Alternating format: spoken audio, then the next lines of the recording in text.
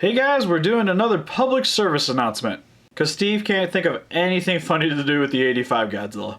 Aww. It's okay, you'll have your time. So I have a new video game coming out in the summer of 2015 for the PlayStation 3 and 4. Where you can play as moi, and you can destroy cities and fight other classic monsters like Mothra, Destroyer, King Ghidorah, and many, many more. Hell, I even think Jet Jaguar is in my game. And also there's confirmed to be a few Godzillas that are playable as of right now. Like Bernie and Godzilla 2014. Cause things having to fight you would be totally fair. And also I got a new movie coming out. It'll be produced by Toho, who did the original Japanese version of me. The film will be released in 2016 and has nothing to do with the legendary Godzilla. But what about my movie? Quiet, you've had your time. So if you guys are excited about any of these, please let us know in the comments below. Now on to the review. Hey guys, welcome to Super Important Views. My name's Steve, and in this video I'll be going over the Neca Classic Collection Godzilla 1985. This is the third version of the 85 mold that I have, with the other two being the Imperial Godzillas, the large scale one and the small scale one, which I've had since I was a little kid. And I've been really wanting a really nice version of the 1985 mold to really go with a lot of my other figures, because it's definitely one of my more favorite Godzilla films and one of the earliest ones I've seen. And it was also the only Godzilla movie that actually scared me when I was a kid, especially with that scene on the boat with all the dead people, and then the tick launches on that guy and gets stabbed, and it was just a very scary scene for a 5-year-old, and it just helped me really appreciate the movie. And I always thought he was just a sweet looking Godzilla, especially the puppet version where they do the close-ups, you'd be like, rawr, and it was just, I just love it. And I'm hoping that this Godzilla lives up to my memories of that film. But for the packaging, it's pretty much the exact same that we got with the Godzilla vs. Space Godzilla with the 1954 in the back. And on the bottom just tells you which Godzilla you're getting. Nothing going on the side of the packaging here. Nothing on top. Copyrights on the bottom. On the back of the packaging, you just get a nice image of the figure inside the packaging, doing a little like meow pose. And then that's pretty much it. It's pretty basic stuff. Let's get him open up out of his plastic prison. Here he is open up out of his prison, and I'm just going to go over my one major complaint right now, which is from the front, he looks really good, which is not my complaint. But you would be able to tell which film he's from, and he has that very iconic look, and he looks good from the front. From a little bit angled perspective, still looks good, still looks Godzilla 1985. And then we get to his side profile, which has a few problems. And April, how did you get here? Bad.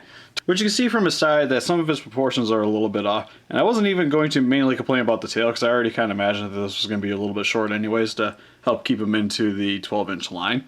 But to me, his dorsal fins seem really small.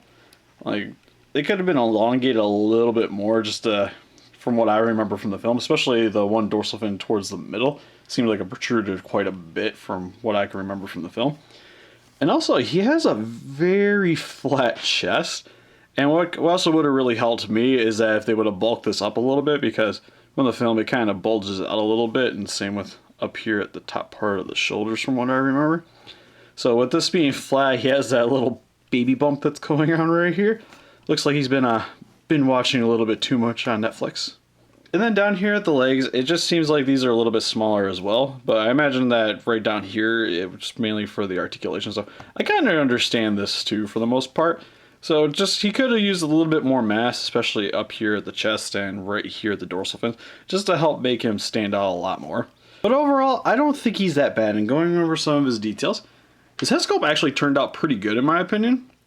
Because I really like the derpy eyes that he has, especially from the way it looked from the suit version of the 85 Zilla. Because he kind of had that look of just kind of like, huh?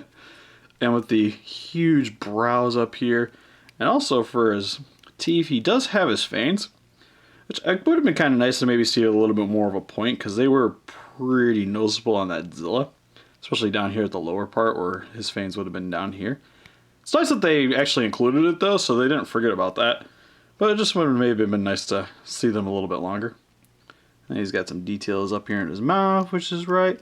Because when you see him roar, he's like, roar, and you see all that pink there. And it's really nice that they got that in there too. And he has his ears that you see a lot from the Heisei Zillas. Overall, the body details, really like the scale effect on here on his abdomen and stomach region.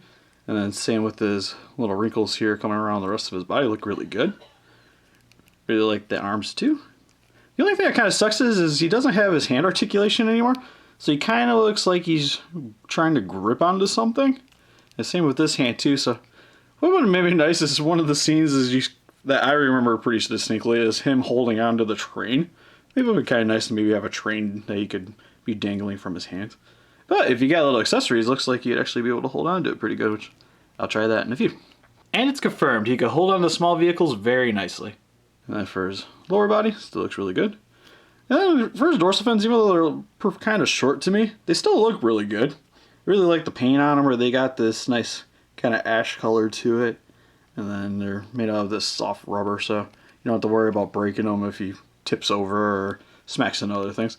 Which is also good because when you rotate his body, they kind of bump into each other and there's not really a good way to stop that from happening.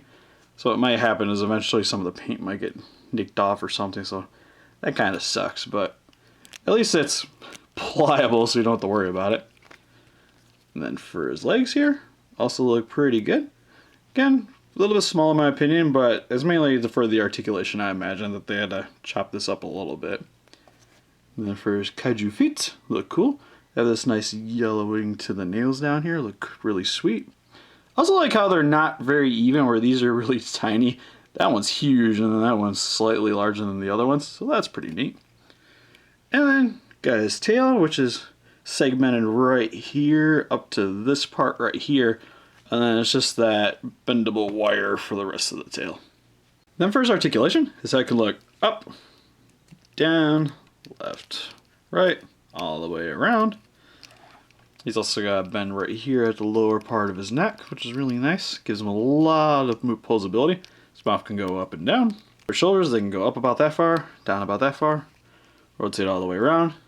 He has a bend at the elbow. Rotation at the elbow.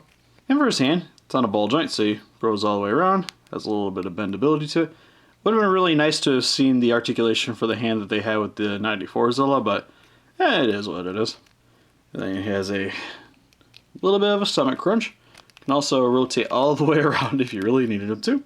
For his legs, they can move outwards about that far, so you can still get the nice Godzilla splits that the Neca ones can do. Can move forward about that far, backwards about that far.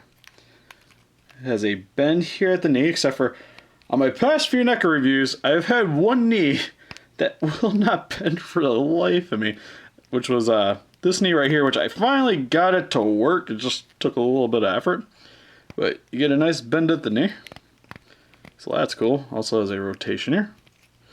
Can't really go all the way around, but oh, maybe it can. Maybe.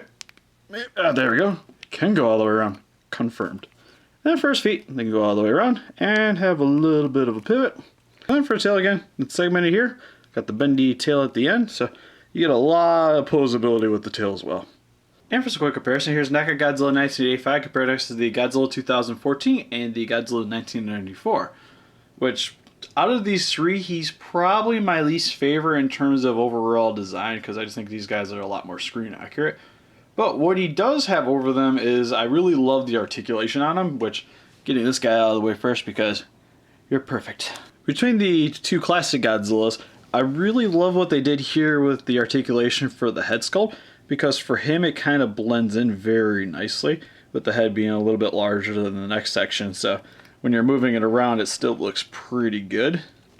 While on him, the way that they did his head is this is kind of more like a little collar that he has on here, so it's a little bit larger than his actual head at the top part here, so it just makes for some weird gapping, and also still gives me a fit with keeping the head on because he tends to pop off real easy. And then for the arms too, even though you can see here he has a lot more articulation for the arms, especially with the hand articulation, which I so love. His arms actually still look a lot cleaner, and you still get pretty much the same bendability out of it too. So I do prefer the cleaner look overall to this, even though this is a lot more reminiscent of the SH Monster Arts line. And everything else is pretty much the same.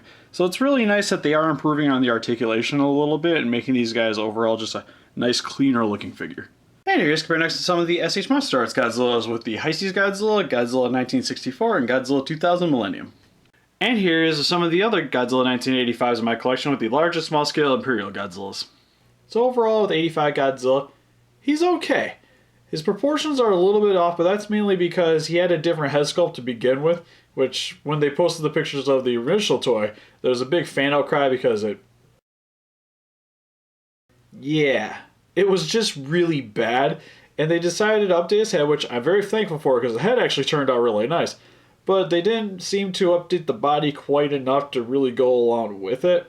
So he's lacking a little bit in terms of that. But still, the head sculpt turned out pretty good. Overall, his body design is not too bad. And he has very nice articulation. But until we actually get an SH Monster Arts version of this character, which isn't going to be anytime soon, sad face, you can definitely go much worse than picking up this guy. So what do you guys think? You guys like Neca's Godzilla 1985?